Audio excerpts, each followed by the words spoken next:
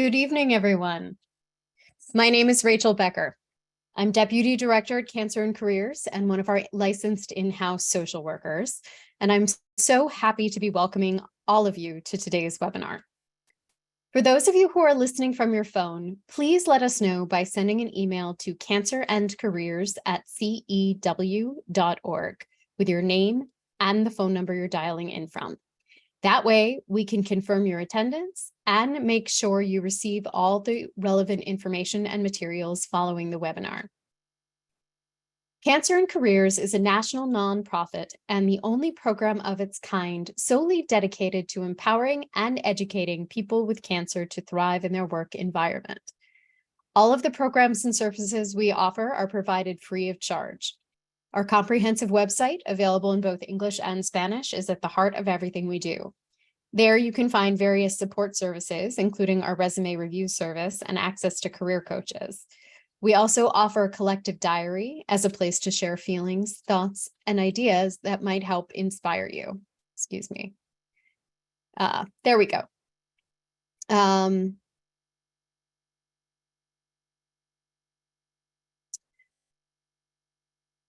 Additionally, our publication library provides tangible, easy to digest information on working and looking for work after a cancer diagnosis. Titles are available in both English and Spanish, and they can be ordered or downloaded from our website. Again, all free of charge. We also offer a number of free events throughout the year, both hour-long webinars like this one, as well as full-day events. And I'll be back to tell you more about those at the end of today's presentation.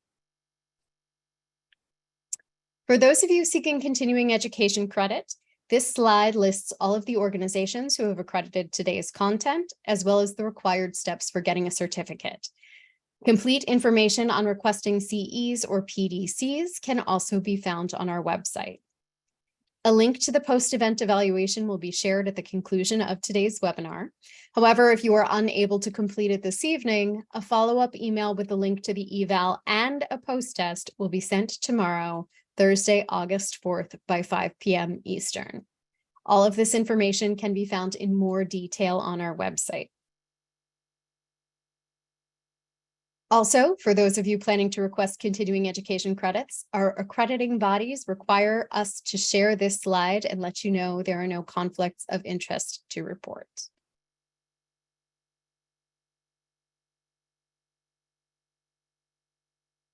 As you might know, Zoom has a lot of great features you can use to interact with this webinar tonight, with us and with other attendees. If you have any questions about today's content, please submit them by clicking the Q&A box at the bottom of the screen. We know the importance of privacy, so there is the option to submit your questions anonymously. And we'll do our best to answer everyone's questions, but please be patient. If we don't get to your question today, send it to us in an email at cancerandcareers@cew.org. You'll also see a chat box in your features panel. Our goal is to keep you as engaged with the content and presentation as possible, so please let us know how you're doing throughout tonight's webinar. We'll also be posting some messages in the chat box, so keep your eye out for those. An important thing to note is that the chat box is not private and it will show your first and last name. So that is something to be mindful of when and if you decide to engage in the chats. Also, all questions should be submitted via the Q&A feature and not in the chat box.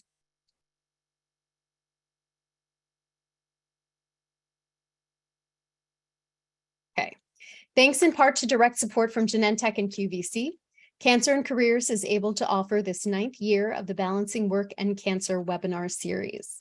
The program was created to provide patients and survivors, as well as their care teams and employers, with concise, targeted information about the work-related issues that arise after a cancer diagnosis. Additionally, we'd like to recognize Cancer and Careers year-round sponsors who support all of our core programs and allow us to continue providing all resources and services free of charge. Today's session, Balancing Work and Cancer, will explore the issues that sit at the very heart of the conversation about employment after a diagnosis. What information does one need to make good decisions about work? What considerations are there when deciding whether or not to disclose your diagnosis at an existing job or during a job search? How do you manage side effects while working or address comments from coworkers? Over the next hour, we will discuss all of these questions and more. Leading today's webinar is Scott Sinclair, Senior Manager of Programs here at Cancer and Careers. Following Scott's presentation, there will be time for Q&A, so feel free to drop your questions in the Q&A box.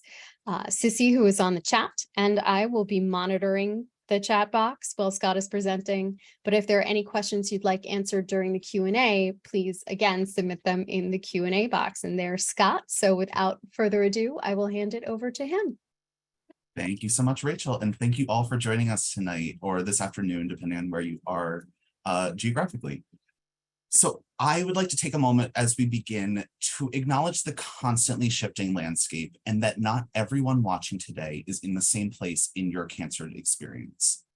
Some of you may have just received a diagnosis, so you're at the beginning stages of the process. Some of you may have already made decisions about work and cancer, so are experts in your own rights. And others may be caregivers or healthcare professionals here on behalf of the people that you support. Today, I'm going to cover a wide range of topics and situations related to work after a cancer diagnosis. Not all of them may be relevant to you right now, but my hope is that you'll walk away with information that may be helpful today or soon after. So from here, we jump right into the heart of the work and cancer conversation, and that is the diagnosis and work dilemma. When deciding about working through treatment or soon after treatment, it can help to take a step back and look at the big picture. Think about the many, often competing pieces of making a decision about work in light of your specific diagnosis, specific work circumstances, and so on.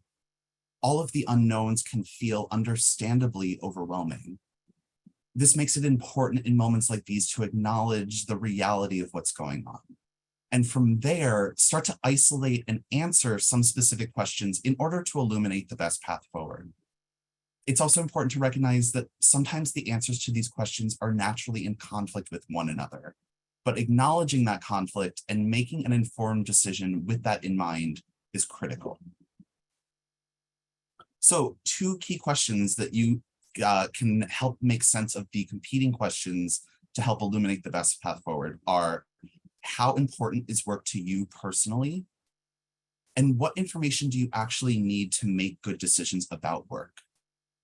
I do also want to acknowledge that even for those of you who are past the initial moment of making work-related decisions, it may still be helpful to think through the lens of those 2 questions and make sure that what you're doing is working, or keep it on hand as things change in the context of treatment or recovery. And once you ask yourself those 2 questions, there are often a number of other questions that naturally start to arise. And that's not uncommon to find that those questions aren't in alignment with one another. And that's okay. So it can be a good idea to take a step back and start to evaluate the individual parts within the bigger picture to figure out what's true for you. For example, what are your financial and insurance needs? For some people, those are going to be a key in driving decisions about whether or not to work during treatment. But for others, that's not going to be the case. So also ask yourself, how is your identity connected to your job? Maybe you're someone who loves what you do and want to continue doing it because it's going to help you cope during treatment. Of course, this isn't going to be the case for everybody. So the point is to have a sense of how identity and work intersect for you. And of course, no person is only their job or their diagnosis. So what might you want to consider in terms of your personal life? Do you have obligations to your family or other loved ones that need to be prioritized? What do you think you might need in terms of managing stress? And we have a whole webinar on managing stress that you can find on our website. There's an archive video that you can watch of it. So you may also find that you ask yourself more questions. As you ask yourself more questions, even more start to come up that you don't know how to answer by yourself. And that's okay too. We're going to talk about that shortly. So gathering information is an important step in the process that can help guide your active decision making. To simplify this process a bit, we've broken down the types of information to gather into 3 categories, which you can see laid out here. They are medical and treatment information, work information, and legal information. And before we go any further, I want to make it clear that I am not a lawyer. If you're interested in learning more about which federal or state workplace laws and protections may apply to you, I encourage you to reach out to a legal expert. But for the purposes of today's discussion, I do want to discuss one key law in order to help provide a foundation for additional fact-finding that may be necessary. That law is the Americans with Disabilities Act. To start, the ADA is a federal law, meaning it applies to all 50 states. The part that's relevant to work and cancer comes from Title I, and like all laws, it has certain requirements that must be met to use it. In broad strokes, they are: the employer must have a minimum of 15 employees for the law to apply to you. You must have the necessary skills, certifications, etc. to do the job. And your disability must meet the criteria determined by the ADA. If all of these requirements are met, the ADA may provide protection from discrimination and may also provide access to reasonable accommodations, which we'll discuss later on in the presentation. Again, I'm not an attorney. This is just a quick overview so that you know that the ADA is something that you can consider. And more information can be found by reaching out to a legal expert to ask specific questions, or by using the links at the bottom of this slide. And you should have received a copy of the deck in the email with the Zoom link that you used to get on here, so you can click through and review things later on. So it's also critically important to spend some time thinking about the kinds of decisions you might make related to disclosure, so you can make choices about sharing your story that work best for you. These include making clear decisions about what gets shared in your personal life, where you may have people that you're completely open with, versus in your work life, where you may be a little more closed off. And then there's a third area where disclosure may happen, and that has its own set of complexities and things to consider, and that is the online space. At Cancer and Careers, we often hear from patients and survivors about the role the internet is playing in helping them through their cancer experience. For many, it creates a sense of community and a way to feel better in the moment. But it also creates a written record of information that can be difficult to get rid of. And I want to be clear that I am not saying never post anything online, since it can actually be a pretty good thing to have a presence online.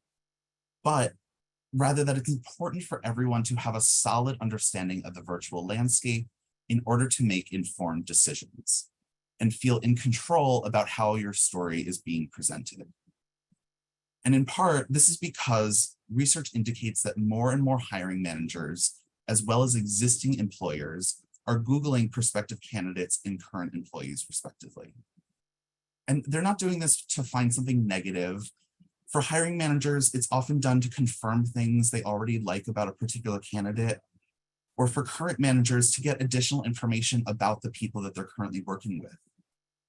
Still, it's possible that they'll come across a post on Facebook or Instagram containing information that the person would prefer the employer didn't know. At this point, some of you are saying, but what about privacy settings? Don't those mean my account is protected? Which is a great question. So understanding the privacy policies of the websites that you're using is really important, as they're constantly changing. Because Facebook and sites like that are designed to sell us things. In order to keep making new deals with advertisers, they change their privacy policies frequently and often without notice.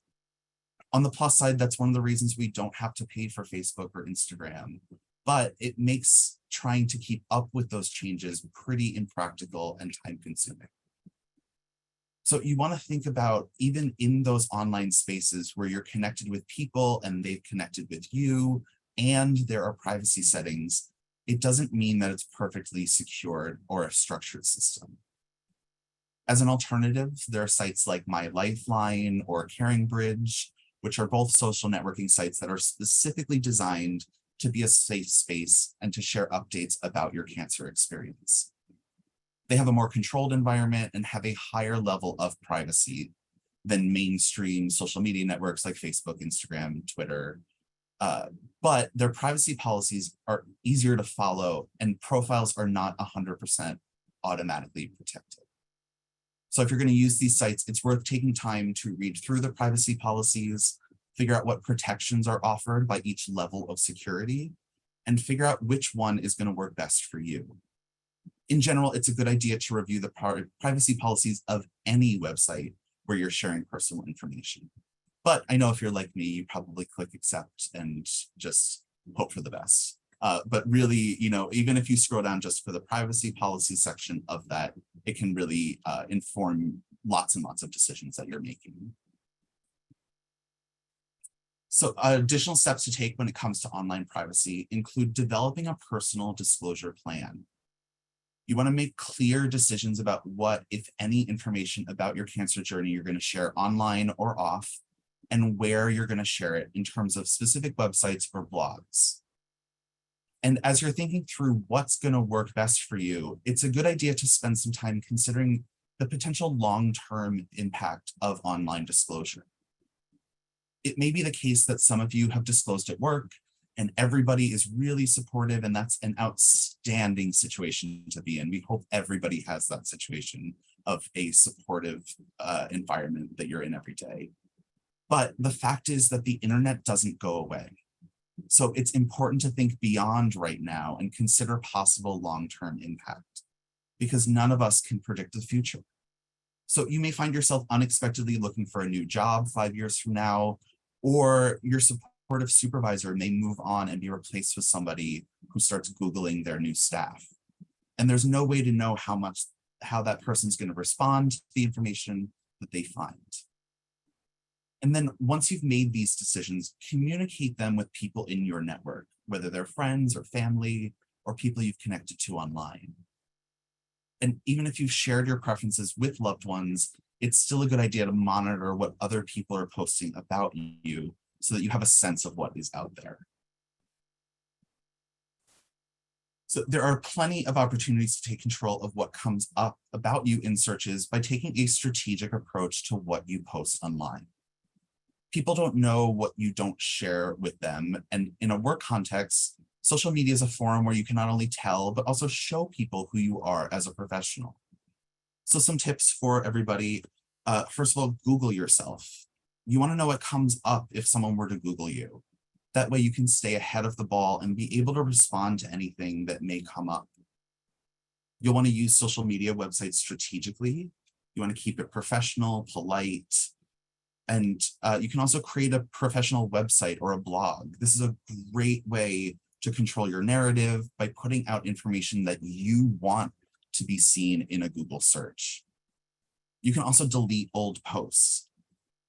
So they won't be, they can still be found somewhere. There are, websites that will archive things, or, the internet really never truly goes away, but deleting posts that you might not want to be shared widely is a good first step to make them harder to find. And last but not least, think strategically about what you post. We recommend running every post through a filter, which includes, would I want my boss, either current or future, or my coworkers to know this? Would I want this to be on the front page of a newspaper or the home page of my favorite news site? And would I want my grandmother or my mother to see this? These are 3 questions that will illuminate so much while you're posting. And if the answer is no to any of those, you might want to think twice about what you're going to put out there into the world. Now, as we continue talking about making disclosure decisions, it's important to think about them as part of a spectrum, meaning it's not a black or white issue, and there are no absolutes. So start by asking yourself how you feel about sharing the news. Again, some people are comfortable with the ideas, others are not so much, and all of that is valid. So also ask yourself, why is it important to share? Is it because it feels important to do so? Is it necessary in order to access certain legal protections or benefits? There's no one right answer, and it's all about your specific needs, preferences, and circumstances. And of course, not sharing is also often an option, and we'll talk more about that later. However, if you are planning conversations, stick to what you know to be true today. You want to try to avoid bringing what ifs into the dialogue, in order to keep discussions more focused and productive. Also, sharing typically doesn't have to be an all or nothing scenario. You can always start by sharing just a small piece of information that's relevant now, and then share more down the road, if or when something else becomes relevant, because once you share information, you really can't unshare it. And where you are in terms of your current work circumstances may also play a role in decision-making, in terms of what, when, or how you disclose. For example, someone who's been at their job for 10 years and is very close with their supervisor and coworkers may make a different set of disclosure decisions than somebody who is currently seeking work. All of which is to say that different people have different concerns about disclosure, and depending on who they are and what your circumstances are. And when we introduce the idea of not disclosing in the workplace, it's very understandable that people are often confused about whether or not there's a responsibility to disclose and discuss their diagnosis or their treatment plan at work.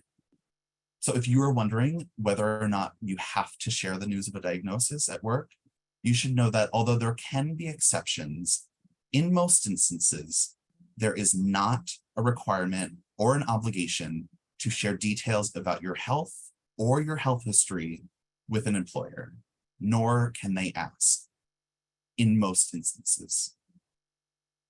However, people may decide to disclose for a variety of reasons. So ask yourself, are there any legal benefits to disclosing? For example, you may have to share some information if you want to access a protection that you're eligible, such as a reasonable accommodation under the ADA. There may also be an interpersonal benefit to disclosing.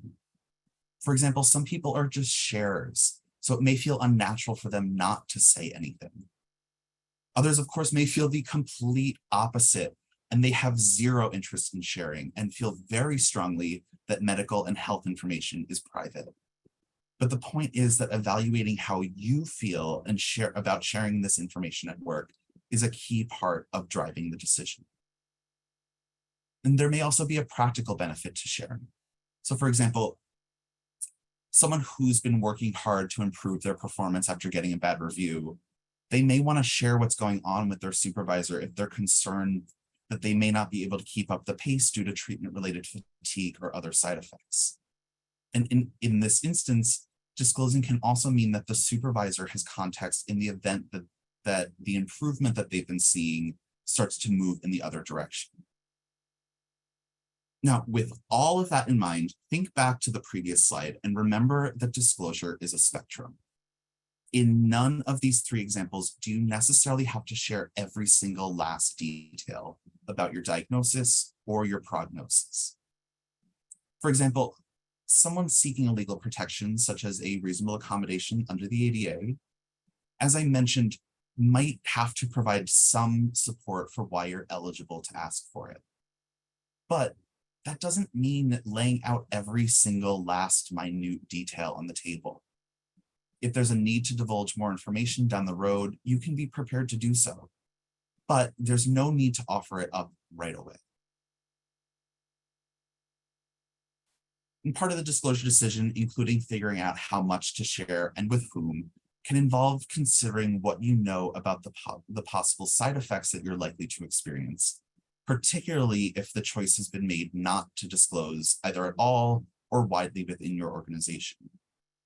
Some additional considerations about whether or not to disclose at work include the individual culture of the workplace. So thinking about the various ways that people communicate with each other at work may help you decide if, how, and how much you want to share that information at work. And when contemplating who to tell, that's often going to vary depending on your specific circumstances. It's also possible that you may find yourself having to have more than one disclosure conversation. So if that's the case, we recommend starting with the person it's going to be easiest to talk to. For many people, that's going to be a direct supervisor because it's someone with whom they have an ongoing conversation and can really be an advocate for them with higher ups. But it's also important to bear in mind that most managers are not trained to be managers. So this may be the first time that they're having to have this type of conversation. and they could feel in completely uncharted territories themselves. That often puts the burden on the employee with cancer to teach that manager what to do next. And we have a manager's toolkit that we created here at Cancer and Careers because survivors asked us for something concrete that they could take with them into these conversations with their supervisor that allowed them to outline what would be helpful and make them feel supported. And for other people, their supervisor may be out of the question, so they might want to go directly to HR instead. And HR departments can be a font of information because they're the ones who understand the employee handbook, and they may even have experience with other people who have been in similar circumstances. So perhaps the most important thing to disclose in any of these conversations is the idea that treatment is going to be fluid. So whomever you're talking to, help them understand that the things you're sharing are things that you know today, but they may not apply next week, next month, or 6 months from now, and that it's likely going to be an ongoing conversation. This can help your employer understand that you intend to communicate with the most updated information that you have as you receive it. And this is because the changes that bodies go through during treatment, whether they're visible side effects like hair loss or skin changes, or invisible side effects like cognitive changes or a decrease in overall energy levels, can often disclose that information even if words don't. So for those of you who weren't planning to or have already decided not to disclose widely, it can be a good idea to have a sense of the types of changes that you're likely to experience and whether those might be perceived by your coworkers in a way that invites questions. And from there, it's about knowing how to have prepared responses to the questions that might arise so that you don't accidentally share any information that you prefer to keep private. This slide has some points to consider for those of you working remotely who wish to avoid accidental disclosure. It's easy to develop a false sense of security when you're working from home, but in some ways, you may even need to be more hyper aware. For example, if you work from home and you have video meetings, like I'm sure many of us have experienced, your coworkers, your clients, whomever you're meeting with will be able to view your personal space. So you want to make sure that there's nothing visible in the background that you're not comfortable sharing, or choose a virtual or a blurred background. You can see that Rachel and I are using virtual backgrounds today. Also, if sharing your screen during meetings, be aware of any desktop files, pop-up notifications, etc., that might be visible. It can be a good idea to pause those before you jump on the meeting. And if you check your personal email, or if you log into other accounts on a work device, we recommend that you sign out at the end of every day and set up two-factor authentication to ensure that you're notified if anyone other than you tries to sign in. As I mentioned earlier, disclosure is an important aspect to consider when it comes to the job search. And we're going to get more into job search broadly later on in the presentation. But a lot of people ask if they should include their cancer experience in their resume or cover letter, either as a positive or as an explanation of some sort. And our first response is always, do whatever you are comfortable with. But think about this. The goal of a cover letter and a resume are to get you an interview based on your skills and your potential.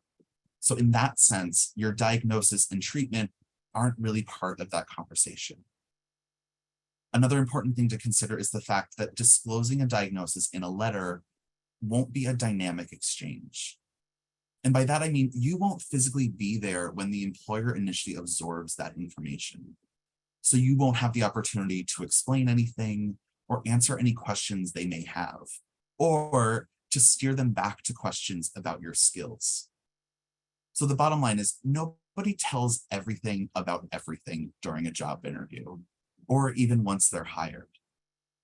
However, if you are 100% sure that you want to disclose during the hiring process, the cover letter and resume are probably not the best way to do that. If you do feel it's important to let your employer know about your health history before you accept a job, and we've certainly met a number of people with whom that was very important for them, we typically recommend that you wait until later on in the hiring process. This way, everyone involved in hiring has a chance to spend time with you and get to know you as a person and as a potential employee, instead of just reading information in your cover letter and potentially putting it immediately into a no file. And of course, always remember that you are never required to share that information. And with that said, it's common for those with a diagnosis to get caught up in the disclosure piece when it comes to voluntary questions on applications. Many organizations are asking these questions to get a better sense of candidates as they try to expand the diversity of their staff. These questions are supposed to be optional, and for the most part, they are. This means that it's entirely up to you, and if you want to answer and whether you want to answer these demographic questions or not. But if you decide that you don't want to share information, which again is well within your rights to choose, it's often a good idea to select prefer not to answer for all of the questions. Otherwise, it might raise a red flag if the disability question was the only one that you chose not to answer. Now, I'd like to jump over to discuss side effects. The most common that we are asked about is chemobrain or brain fog. This type of fog can come about whether you've received chemotherapy or not. And while there's no magic bullet solution, one piece of advice is to let go of the idea of multitasking, because studies show that only 2% of people multitask effectively. So to combat this, we recommend going back to basics. Write down a list of priorities, then turn off your phone and your email notifications so they don't cause a distraction, and focus on one thing at a time. Writing everything down is a great practice, so you always have a record and you don't rely on your memory so much. And try to keep a single notebook with all of your to-do things in one place. It's much easier to keep track of that one notebook with the sticker on it, so you don't wind up in your meeting with your grocery list instead of your talking points. Additionally, it's a good idea to take time to rehearse everything from presentations to project updates, even phone calls. If you work in an office type environment that has a shared calendar, you may want to schedule time for yourself on that calendar so people know that you're busy and won't bother you. And also, a simple stress relief practice can go a long way to improve focus. Deep breathing exercises, or even 2 to 3 minutes of meditation that can be done at your desk or on a walk around the block, that little bit can really go a long way in terms of helping you hit that reset button.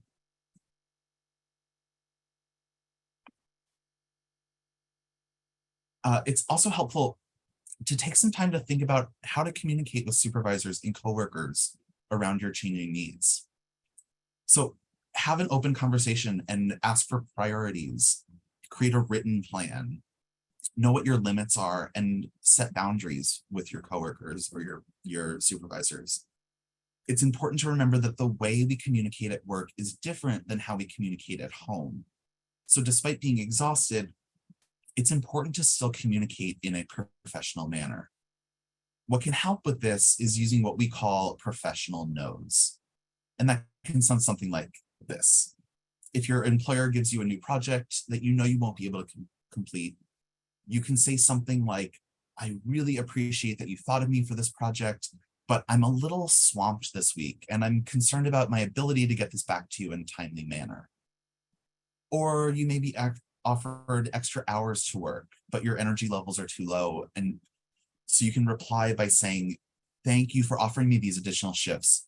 Unfortunately, I'm short on time at the moment, but as I've got some family obligations to attend to, but I'd love to talk to you about the possibility again in a few months, once the situation at home has settled down. You want to practice this so you can identify language that feels comfortable for you in the event that you're put on the spot where you need to set some clear boundaries.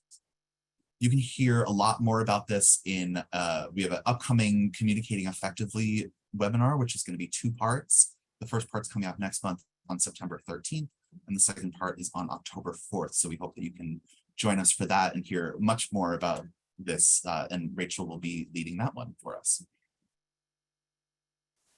So while we're thinking about how to respond to specific conversations that may happen in the workplace, I want to tell you about another conversation technique that we call the swivel.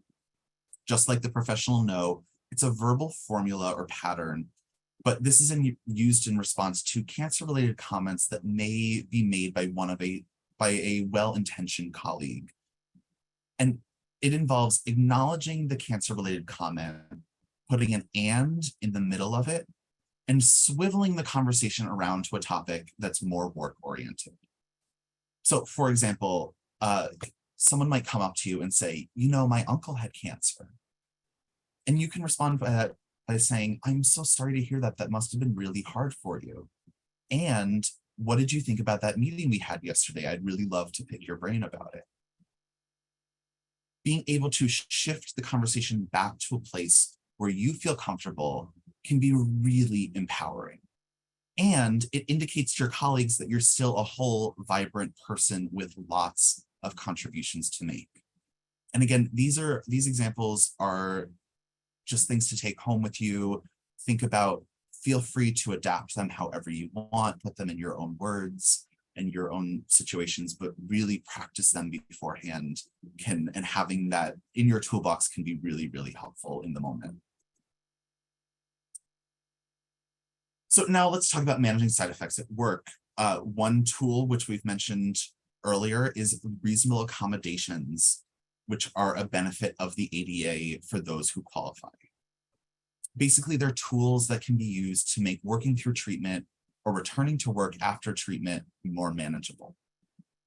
And before we move on, just to note that there is a lot more information about what reasonable accommodations are, how to use them, and how they can be really valuable when thinking through these issues in real time. You can find that on our website, as well as askjan.org, which is the homepage of the Job Accommodation Network. And of course, it's always helpful to ask a legal expert for guidance with questions about your specific circumstances if you need.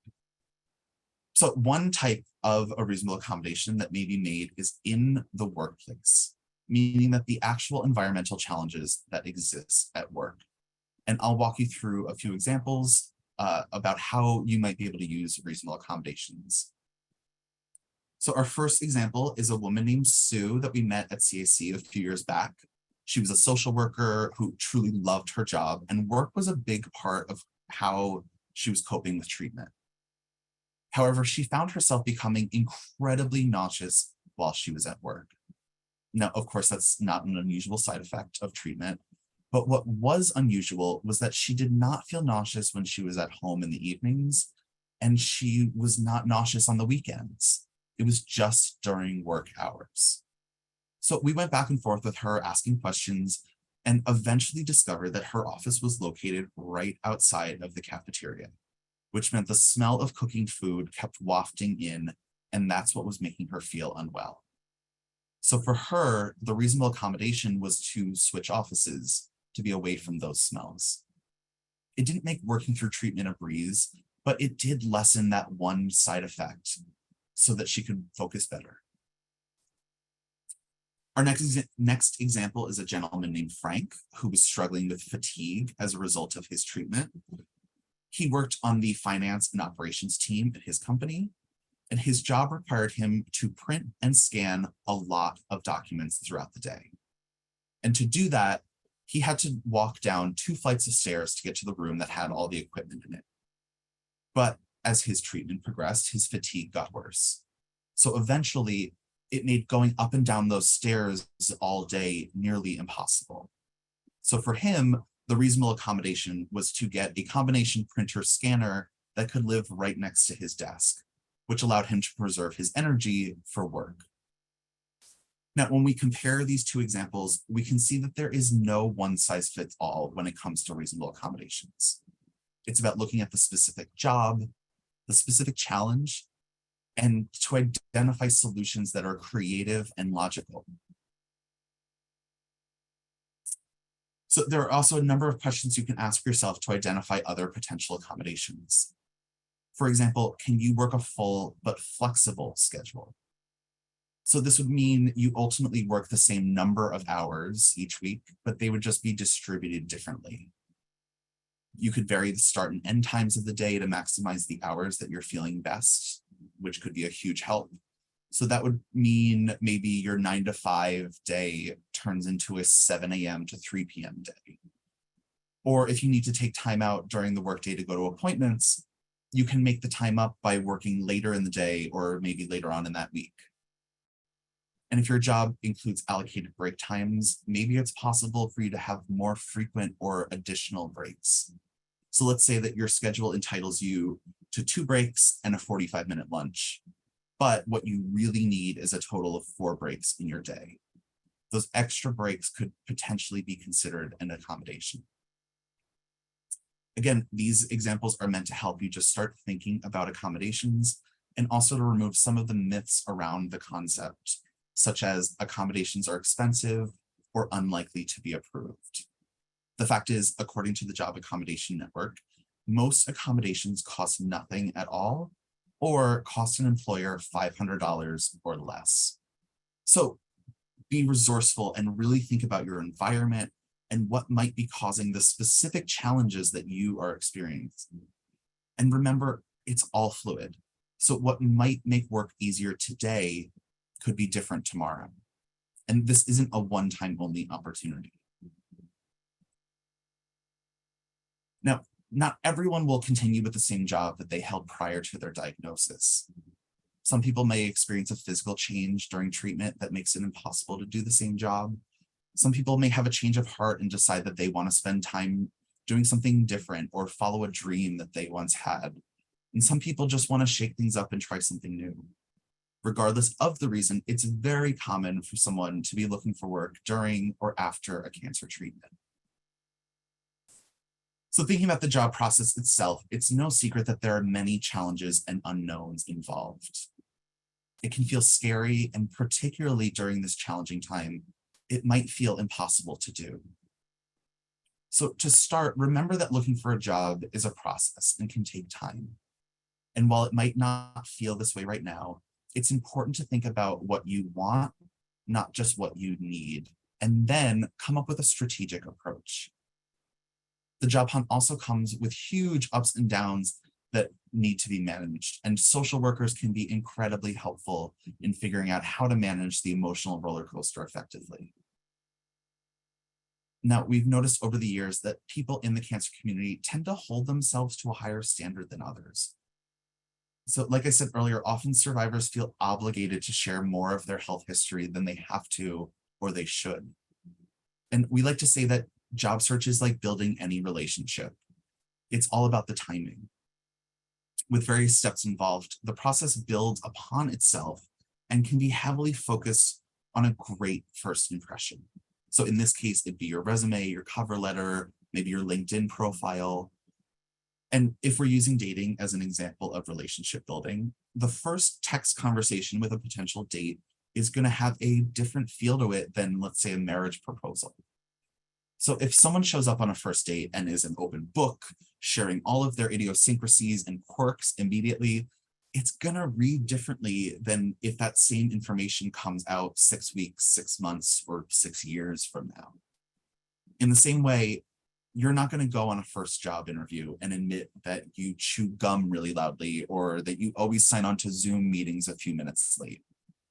So I encourage you to keep in mind that it's important to behave appropriately in the context of which stage in the process you are. And projecting appropriate confidence and control is a great way to do so.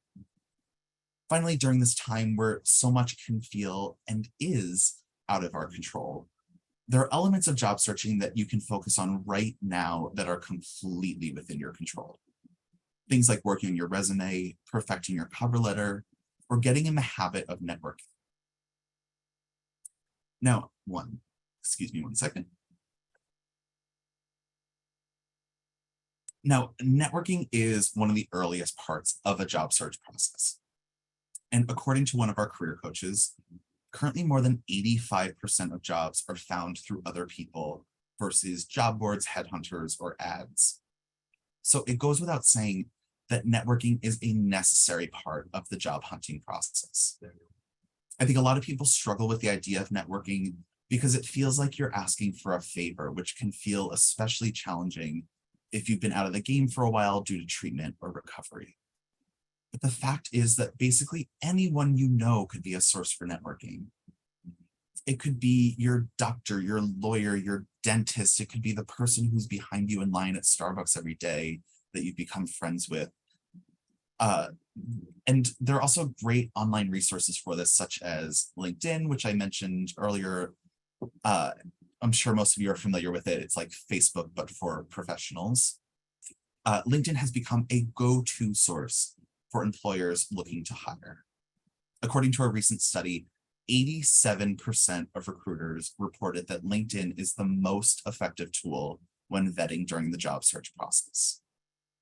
So given that it's being used so much to find talent, you want to make sure that you're utilizing it to the fullest potential by writing a compelling profile, asking for strategic and substantive recommendations, and posting professional updates. This slide breaks down some of the best practices for networking into key do's and don'ts. So unfortunately, many people tend to be uncomfortable with the idea of networking, either because they don't know how to go about doing it, or they just don't like to ask for help. I know that I have been in that situation so many times, but stepping out of that comfort zone a little bit really will pay off. And it's important to keep in mind that most people are willing to help, as long as you're able to articulate exactly what you need and approach networking as a reciprocal process. So just getting the word out that you are looking is more than half the battle. Now, as important as networking, LinkedIn and your overall online presence are for job searching, they do not replace the time-tested tools of job hunting, starting with the resume. I'm likely not telling you something you don't know, but let's review some tips on how to effectively write a good resume. An effective resume is one that's written with a particular audience in mind. It's professional, it's easy to read, and it has impact. It summarizes your accomplishments succinctly rather than being an exhaustive list of everything that you've done work-wise. A good rule of thumb is 1 page for early career professionals, 2 pages for someone a little more seasoned. Lastly, a compelling resume must be future-focused and targeted towards your career goal.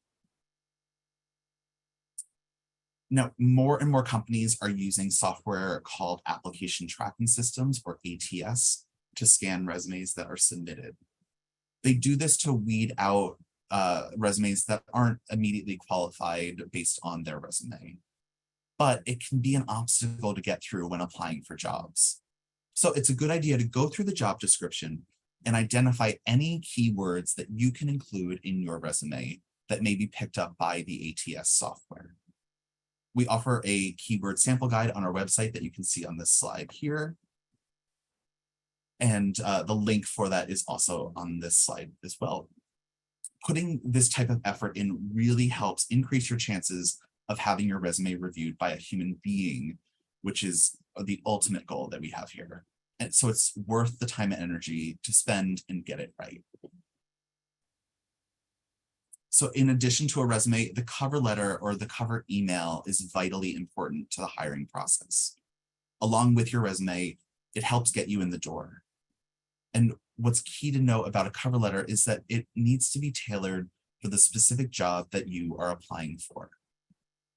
So it's important to remember that a cover letter isn't simply a regurgitation of your resume. Rather, it's an opportunity to draw parallels or highlight an experience that makes you uniquely suited for this role. A cover letter is also your first opportunity to show your potential employer how you write and how you communicate. You also want to make connections between your specific skill set and experience to the specific job and company offering the position. And finally, and I cannot stress this enough, it's extremely important that your cover letters are carefully proofread before they are sent. When applying to many jobs, it can be tempting to copy and paste the company name and role into a generic letter. But if you've accidentally left the name of a different company in there, it's going to look sloppy and can certainly negate any claims of being detail-oriented or organized. So moving on to the interview process in thinking about how to prepare for interviews, remember that what is most important for a prospective employer is how the applicant can solve their problems and meet their needs. So be prepared to speak about that. You want to tell stories about how you solve problems at prior jobs and use specific examples. Also, don't be afraid to make the exchange conversational. One of the things hiring managers are assessing is personal fit. So don't shy away from a back and forth exchange. If a reviewer asks you a question that you're not quite sure how to answer, don't be afraid to ask a clarifying question. So you want to make sure that you respond with the answer that they're looking for. Now, another big question we get is about the resume gap. So when asked about a resume gap, putting a positive spin on the situation can help greatly to put the recruiter or interviewer at ease and confirm that the gap doesn't have anything to do with a negative work ethic or laziness.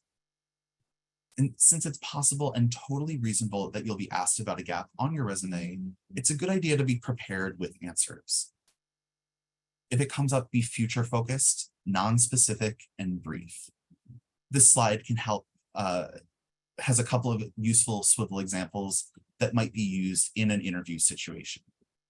So again, spend time figuring out language that feels right and comfortable for you. If someone says, I see you have a gap on your resume, can you tell me about that? Of course, we want the answer to acknowledge the question and then swivel the interviewer's attention back to the job in question and the desire to get hired or the skill set that's on the table. And questions about resume gaps are not necessarily the only topics that may cause stress or anxiety during an interview.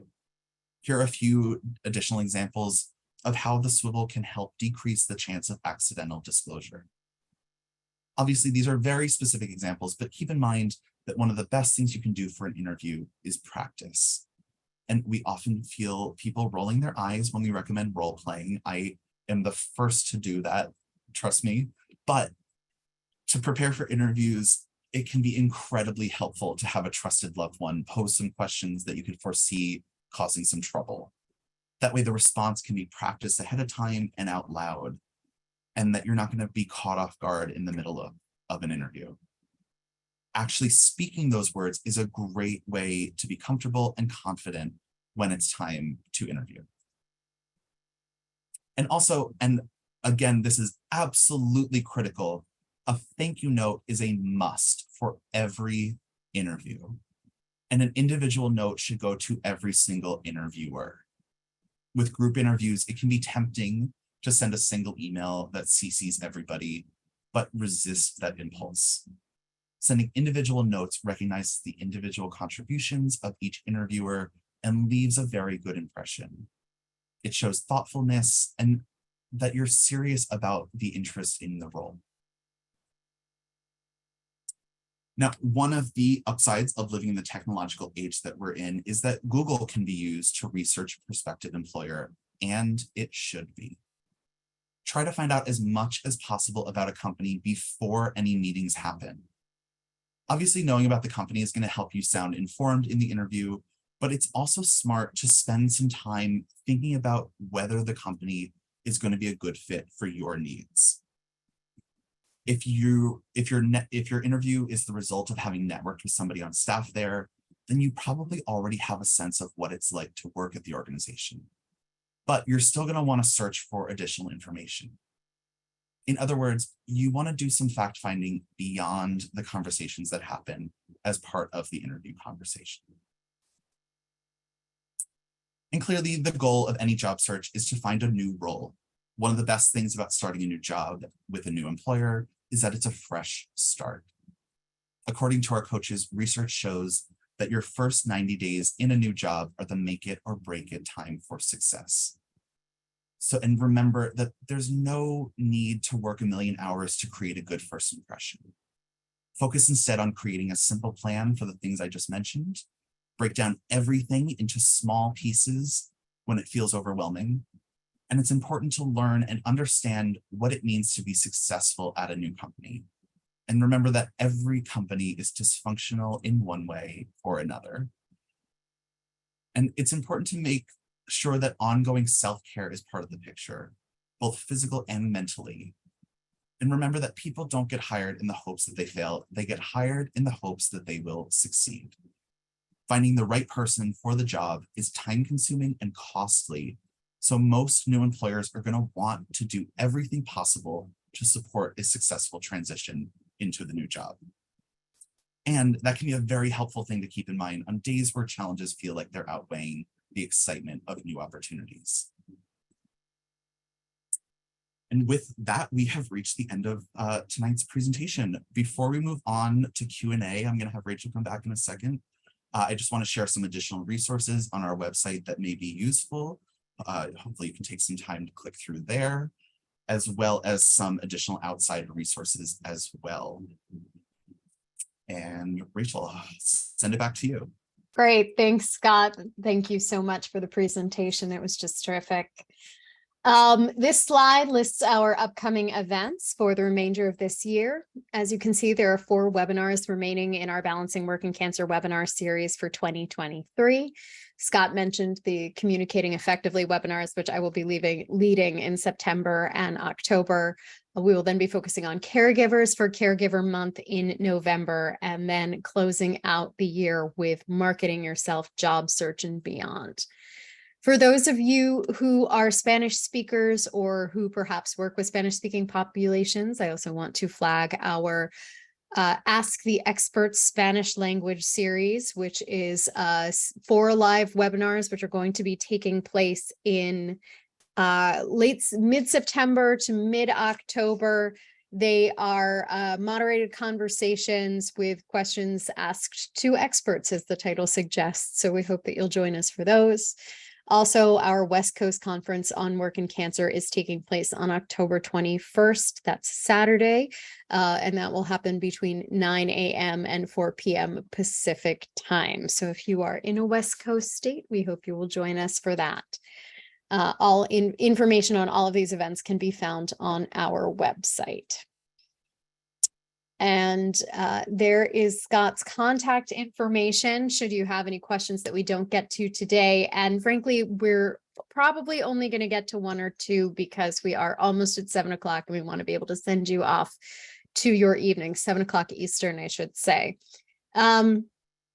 So we got a couple of questions in the Q&A box during the session, Scott. We have one that says, you mentioned that employers or prospective employers are Googling candidates or employees. I was told that this was illegal without consent. Is this true? You know, I cannot speak to the legality of it because I am not a lawyer, but I can also tell you that even if it were to be illegal, that is not going to stop people from doing it. I'm curious, you know, and it can be everything from double checking your LinkedIn profile to make sure that your resume is accurate, or, you know, it can be something as innocent and innocuous as that, or it can be, oh, I really liked this person. I wonder, you know, what they're like online, you know, looking somebody up on Instagram to see what they're like and see if there's a personal fit there to it. You know, it really isn't just about your hard skills. It's about how you're going to fit into the organization. So there can be a number of reasons why someone were to Google you in a job search process or while you're employed. And even if it is illegal, which again, couldn't speak to that personally, but it's not going to stop people. Yeah, and I mean, I think the thing that I would add to this as well, again, I haven't heard anything about it being illegal. We have heard a lot about it being a common practice, and there are a lot of studies surveys rather that show that this is a common practice and something that's happening frequently. The internet is a public space and everybody's allowed to Google as they see fit in theory. But again, you know, clearly neither of us have heard about this. But it's regardless. I'm so sorry. My dog is yelling at me for dinner. I apologize if you can hear that in the background. I can't hear her. Okay, great. I'm glad to hear that because she just startled the heck out of me. As I was saying, you know what? I don't even remember what I was saying, so we're going to move on. So another question we got says, I am currently not working and I will have to find a new job in a couple of months. I will be continuing to have appointments every 3 weeks indefinitely. I'm scared about disclosing, but I feel like I will have to request a reasonable accommodation in order to attend my treatments. Any suggestions on when or how I can address this, either before I get the job or after? Yeah, again, this is a common question we get. It really boils down to personal preference and, how you're feeling about things. I personally probably would wait until I've been hired. And in that case, you can, go into your next step of a disclosure plan, and whether or not you want to disclose widely or keep it to yourself at this new job is another, again, completely up to you. To access the reasonable accommodation through the ADA, you will probably have to disclose something so that they are aware that there is a disability involved here. But you can make that as little information as you want it to be. It could be, I have, here's my situation and I need to take time off every Thursday at 4 o'clock to go to a treatment. And that's that.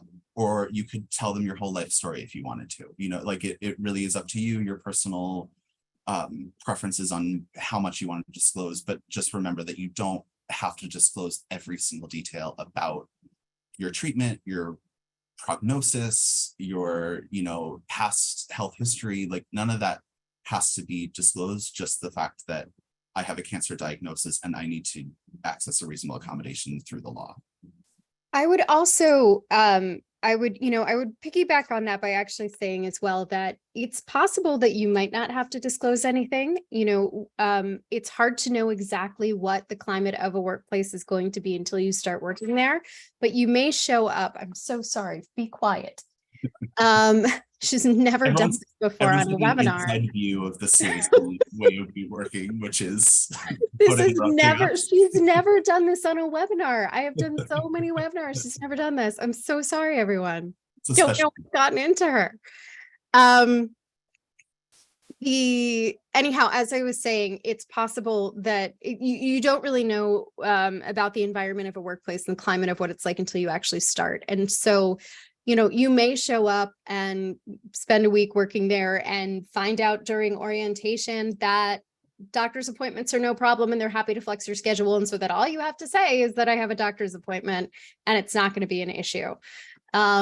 Maybe even if you don't, even if that's not what the climate of the place is, you might say, listen, it might work to say, hey, I just wanted to give you a heads up. I have these doctor's appointments. I try to schedule them at 4 p.m. so that I can, be here for most of the day. I'm happy to make up the hours. And again, they may not ask questions, or as Scott was saying, there may be a scenario where you do need to ask for a specific reasonable accommodation under the ADA, or you may need to provide some certification to back that up. But the overall point is that we can't really know what a work environment is like until we're in it. So, try to do a little feeling around about it. And then the other thing that I'll drive home as well, because I saw someone commented in the chat that you should always wait until after you're hired. And that's also not necessarily true. I've been doing this work for almost 10 years, and I have absolutely heard from people who have disclosed about their cancer experience during a job interview. Sometimes it's been because they were asked a question and they panicked, and then they ended up just spilling that information. Sometimes it's been a calculated decision. They really wanted anyone who was going to be hiring them to know what was going to be on, because they felt like there was a good rapport in the interview process, and they didn't want to risk disclosing after the hire and doing something, and that potentially doing something to the rapport that was already there. In both of those circumstances, I've heard cases where people have been hired after having done that. Of course, we also hear the opposite as well. But again, it's all to say that, there's no one size fits all answer for any of this. It's going to be about doing what's right for you, feeling out the circumstance. Generally speaking, it's probably going to be the case that you'll want to wait until after you're hired, but you may be the exception to the generally. We never know. Absolutely. Yeah. So on that note, we're now a few minutes over, so I'm going to let you all go for this evening. Thank you so much for joining us. We again have the CE requirements up on the screen for you. We will be sending out an email with links to the post-test and evaluation tomorrow, no later than 5 p.m. Eastern time. Also, as you close out of Zoom, a link to the webinar is going to pop up. So if you have right now to fill out the evaluation, we really appreciate it. Even if you're not requesting CEs, the feedback you provide is how we refine our programs and make them better to make sure we're best serving your needs. And it's also how we communicate to our sponsors that we're successfully serving your needs if we are. And it's one of the ways that we continue to get funding so we can offer these programs for free. So again, thank you so much for joining us. Thank you in advance for the time filling out your evaluations, and we will see you in September. Good night. Yeah.